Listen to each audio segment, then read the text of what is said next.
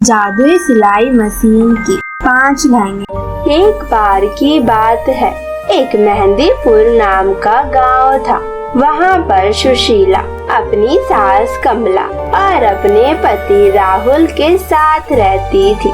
राहुल एक बहुत अच्छी कंपनी में नौकरी करता था, जिसकी वजह से उसके घर में अच्छे खासे पैसे आ जाते थे और उनका घर का खर्चा आराम से चल जाता था। लेकिन राहुल ज्यादातर समय बाहर शहर में ही बिताता था। वह महीने में 1-2 बार घर पर आ जाया करता था। कमला और सुशीला अकेले ही अपने घर पर रहते थे। वह घर पर मिलजुल कर रहा करते थे। सुशीला एक गरीब परिवार की लड़की थी, लेकिन वह बहुत गुणी और बहुत ही संस्कारी थी। इसलिए कमला ने अपने बेटे की शादी बिना दहेज लिए सुशीला से करवा दी थी। कमला लालची औरत नहीं थी। वह बहुत नेक दिल और बहुत अच्छी थी। उसे यहाँ तक कि कोई दिक्कत नहीं थी कि उसकी बहू बाहर काम करे। उसका कहना था कि लड़की हो या लड़का, दोनों एक समान हैं। और वह सुशीला को भी काम करने के लिए कहा करती थी। ऐसे ही एक दिन कमला अपनी बहू सुशीला से कहती है, बहू, मैंने तुझे कितनी बार कहा है कि तू घर में बैठकर क्या करेगी। अगर तुझे कोई काम सीखने का मन हो, चाहे कोई काम करने का मन है, तो तू जाके राहुल के साथ शहर में कुछ सीख ले। तू तो मेरी बात सुनते ही नहीं है। तुझे बस मेरी देखभाल ही करनी होती है। आखिर तेरी भी तो जिंदगी है। जा जी, मैं तो अपनी जिंदगी जी चुकी हूँ। मेरे चक्कर में तू अपनी जिंदगी क्यों खराब कर रही है? तुझे अपनी चिंता करनी चाहिए। ये तो मेरी किस्मत है कि तू मुझे मिली, वरना आजकल ऐसी बहू किसको मिलती है जो अपनी सास का ख्याल रखे और इन जैसे फैशनों को छोड़ के अपने घर को संभाले। आज के जमाने की बहुएं तो बस अपने फैशन पे ही ध्यान देती हैं। भाड़ में जाए सास और भाड़ में जाए बहू और भाड़ में जाए पति। अरे माँ जी, आप इतनी चिंता मेरे बारे में क्यों करती रहती हो? आप बहुत अच्छी हो। आपने हमसे बिना दहेज लिए मुझ जैसी गरीब लड़की को अपने घर की बहू बनाया। मेरे लिए तो यही बहुत है। आपका ये उपकार तो मैं कभी भी नहीं भूल सकती। आप जैसी सास तो आज के जमाने में कभी नहीं मिल सकती। ये तो मेरी किस्मत है। मैंने जरूर कोई पिछले जन्म में पुण्य किए होंगे, जो इस जन्म में मुझे उसका सुख मिल रहा है। और वैसे भी हमारे घर में कोई पैसों की कमी थोड़ी ना है जो मैं काम करने जाऊं। जब वक्त आएगा तो मैं काम जरूर करूंगी। आप उसकी चिंता मत कीजिए। अरे बहू, तुझे पता है, मेरी सहेली की बहू है। वो बहुत अच्छा ब्यूटी पार्लर चला रही है। उसका बहुत बड़ा ब्यूटी पार्लर है, तो वहाँ पर जाकर काम कर ले। वैसे भी तुझे तो ब्यूटी पार्लर का भी काम आता है और सिलाई का भी। तुझे तो हर काम आते हैं। तेरे अंदर कौन सी कमी है? अच्छा, तो एक काम कर, तो उनके यहाँ पर ही काम कर ले। तुझे जब मन करे तो चले जाइयो, वरना छुट्टी कर लियो। अच्छा माँ जी, मैं बाद में सोच के बता दूंगी। अगर मेरा करने का मन होगा तो मैं कर लूंगी। आप उसकी चिंता मत कीजिए। अच्छा बहू, राहुल ने फोन किया था क्या? क्या वो शहर से आने वाला है क्या? इस बार तो बहुत देर हो गई। इस बार तो वो आया ही नहीं। नहीं माँ जी, वो अभी कुछ दिनों में आने ही वाले हैं। उन्होंने मुझे फोन करके बताया है कि वो कुछ दिनों में वापस आ जाएंगे हमारे साथ छुट्टियाँ मनाने के लिए। आप उसकी चिंता मत कीजिए। मैंने पहले ही उन्हें बोल दिया है कि माँ जी बहुत गुस्सा कर रही हैं और आप जल्दी आ जाइए। इसलिए वो जल्दी ही आने वाले हैं। शायद कल ही आ जाएंगे। अच्छा ठीक है बहू, अगर वो आ जाएगा तो अच्छी ही बात है। घर थोड़ा भरा भरा लगेगा। उसके न रहने से तो लगता है कि घर में तो कोई है ही नहीं। ऐसे ही उस दिन दोनों सास बहू बातें करने लगती है और अगले दिन राहुल अपने घर आ जाता है। राहुल को देखकर दोनों बहुत खुश हो जाती हैं। और कमला अपने बेटे राहुल से कहती है, अरे बेटा, तू आ गया। हम कल तेरी ही बात कर रहे थे और तू आज आ भी गया। मुझे तेरी बहुत याद आ रही थी। आखिर तो इतने दिनों से क्यों नहीं आया था। चल, अब आ गया है तो कुछ दिन रह कर ही जाना। लेकिन राहुल बहुत उदास होता है। उसे उदास देखकर सुशीला पूछती है, अरे आपको क्या हुआ? आप इतने उदास क्यों हो?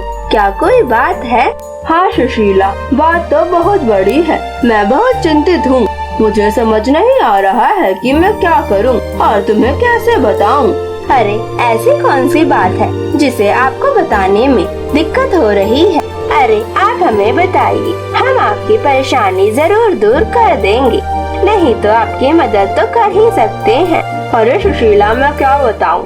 फैक्ट्रियां और ऑफिस बंद हो रहे हैं। शहर में बहुत बाढ़ आ गई है और लोगों ने सभी चीजें बंद कर दी है। इसलिए मुझे भी नौकरी से बाहर निकाल दिया गया है।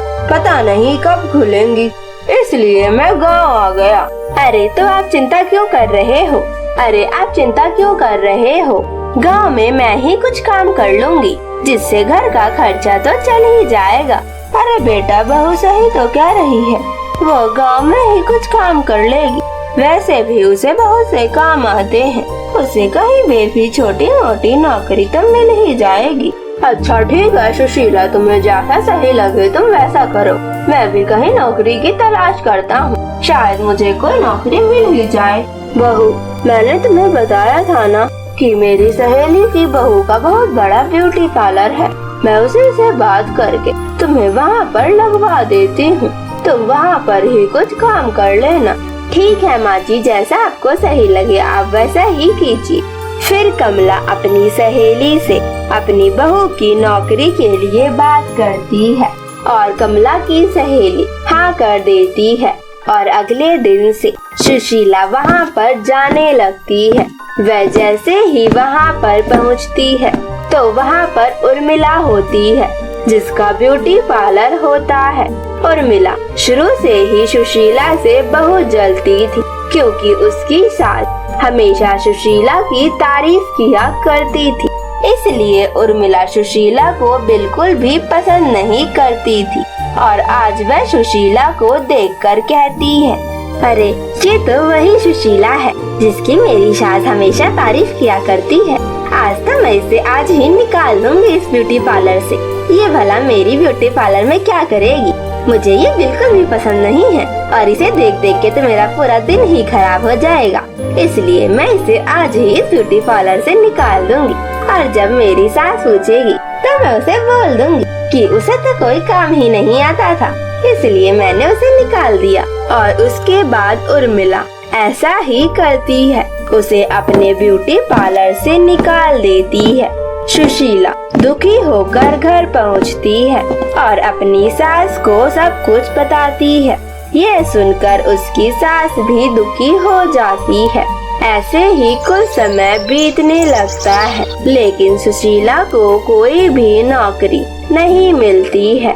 और एक दिन सुशीला दुखी होकर नौकरी की तलाश में अपने गांव के बाजार में जाती है। उसे एक बूढ़ी अम्मा मिलती है जो कि बहुत भूखी होती है।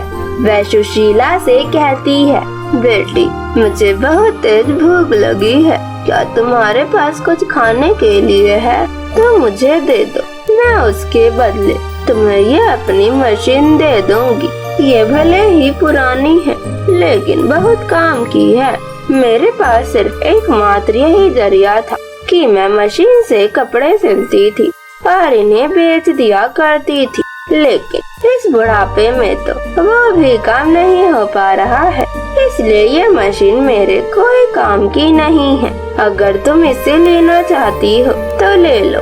और उसके बाद सुशीला अपने बैग में से कुछ खाना निकाल के उस बूढ़ी अम्मा को दे देती है और कहती है, अम्मा ये मशीन आप रहने दीजिए, आपकी ये मशीन है जो आपके बहुत काम आती है।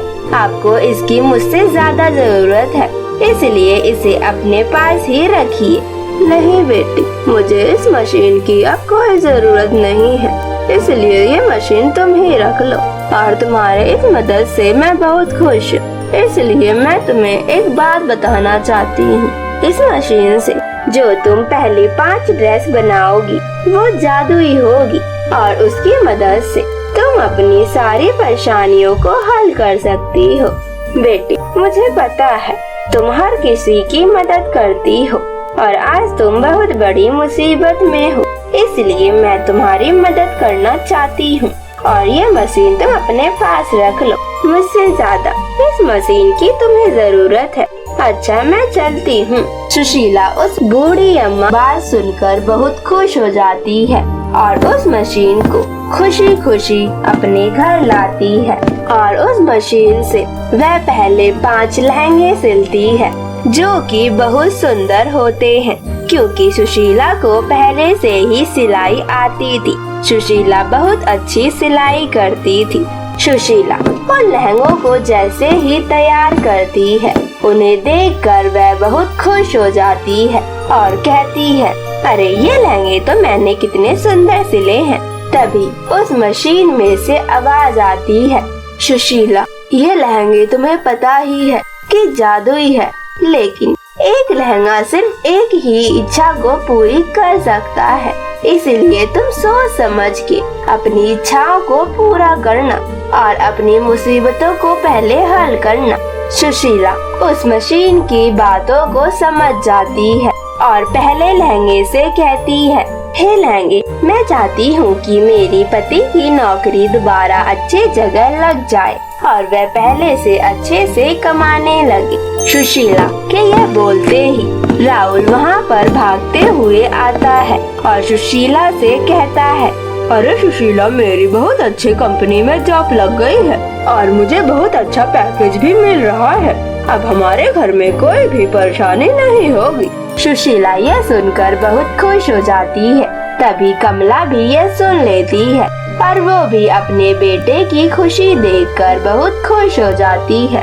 तब कमला अपनी बहू से पूछती है, बेटी, तुमने ये इतने सुंदर लहंगे कब तैयार करे हैं? तुमने तो हमें बताया ही नहीं। उसके बाद सुशीला अपनी सास और अपने पति को सारी बात बताती है, जिसे सुनकर दोनों बहुत खुश हो जाते हैं। फिर सुशीला दूसरे लहंगे से कहती है, हे जादुई लहंगे, मेरे पास एक सुंदर सा बुटीक आ जाए जिसमें मैं बहुत सुंदर सुंदर कपड़े बेच सकूं। सुशीला के ये कहते ही उसके पास एक सुंदर सा बुटीक आ जाता है, जहाँ पर बहुत सारी सिलाई मशीन और बहुत सारे कपड़े भी होते हैं।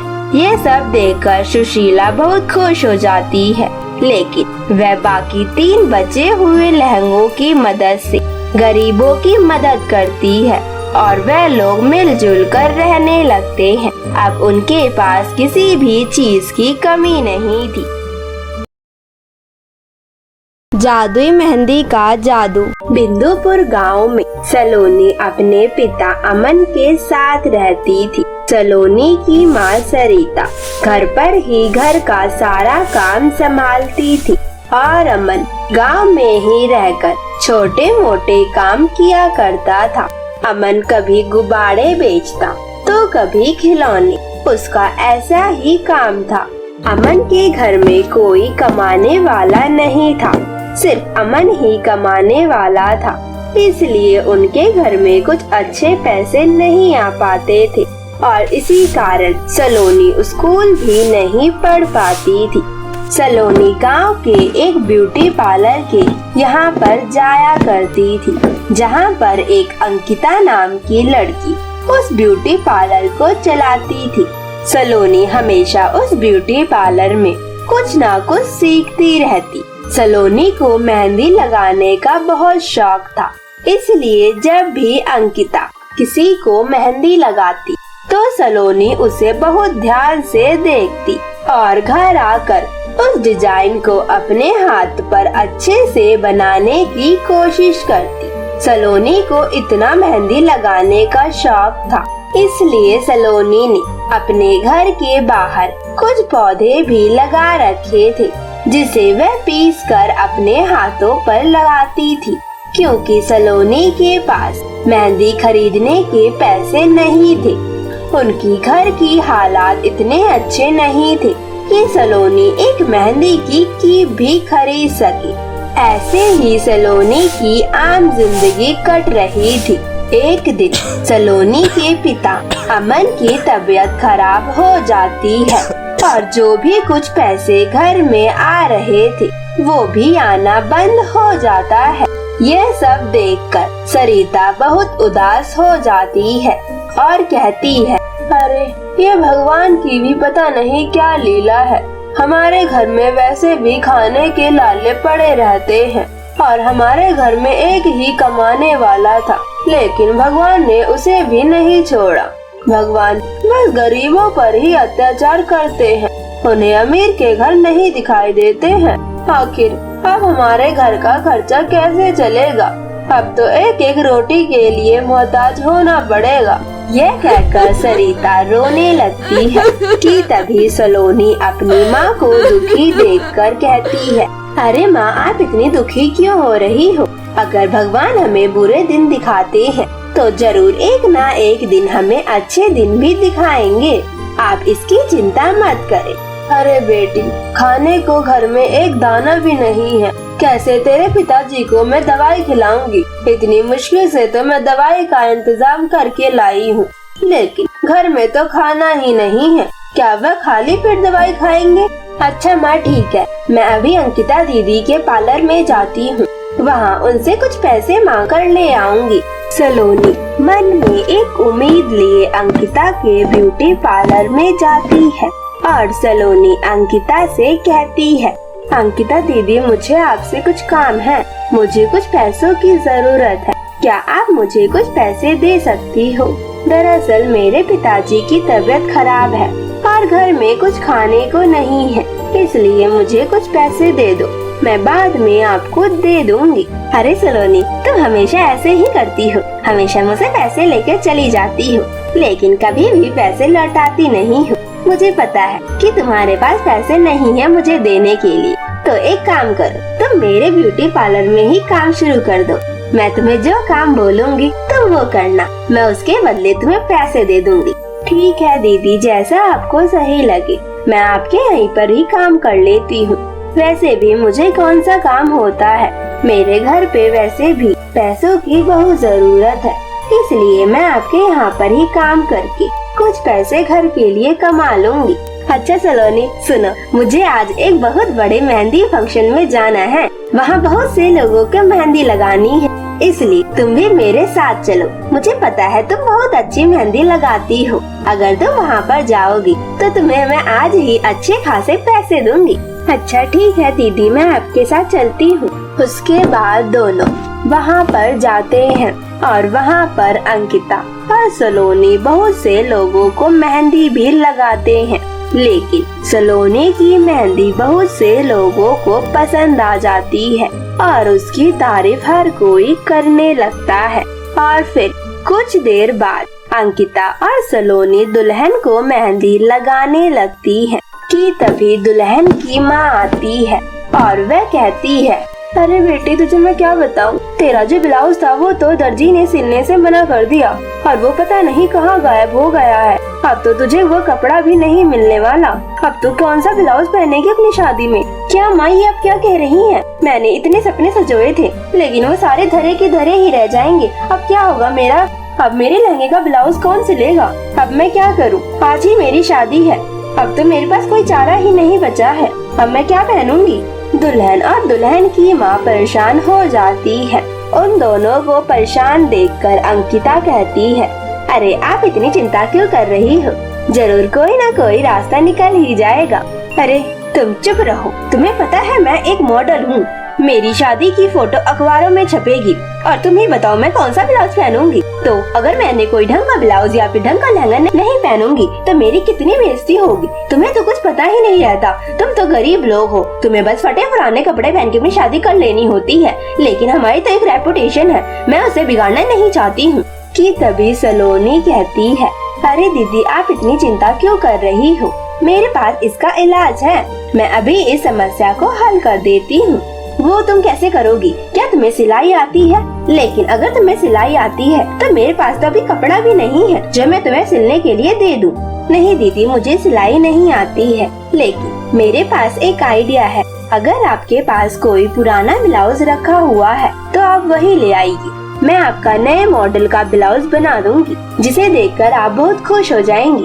उस दुल्हन को भी कोई रास्ता नहीं दिखता है और वह सलोनी की बात मान लेती है।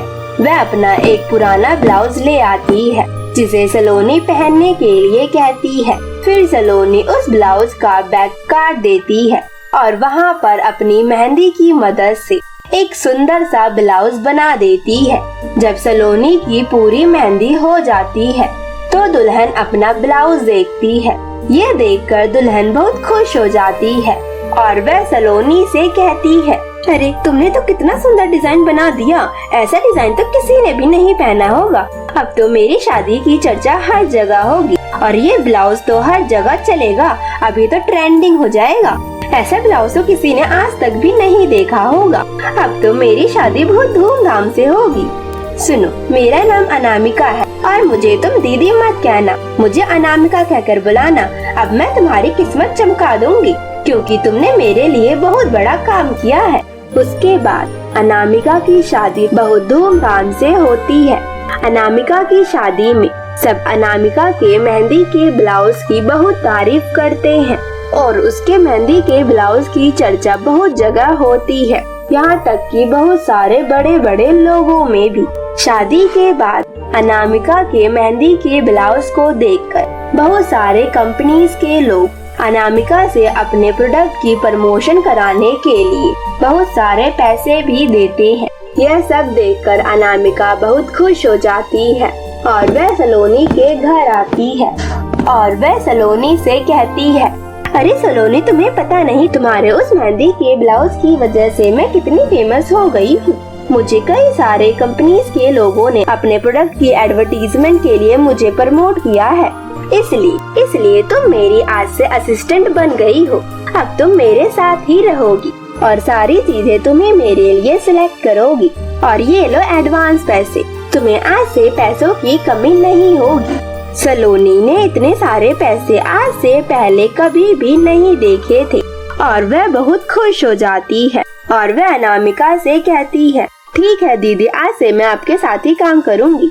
और सलोनी अनामिका के साथ काम करने लगती है और उस दिन से सलोनी के घर में पैसों की कमी नहीं होती है और सलोनी के पास अब अपना मकान था और बहुत सारी गाड़ियाँ भी। और धीरे धीरे करके सलोनी एक बहुत बड़ी डिजाइनर बन गई, जिसकी वजह से उसे बहुत अच्छे खासे पैसे मिलते और वो अपनी एक खुशहाल जिंदगी बिताने लगी थी। सलोनी ने अपने टैलेंट के दम पर उसने अपने पिता का भी इलाज बहुत अच्छे हॉस्पिटल में कराया, जिसकी वजह से अमन बिल्कुल ठीक हो गया और सलोनी अपने माता पिता के साथ खुशी खुशी रहने लगी।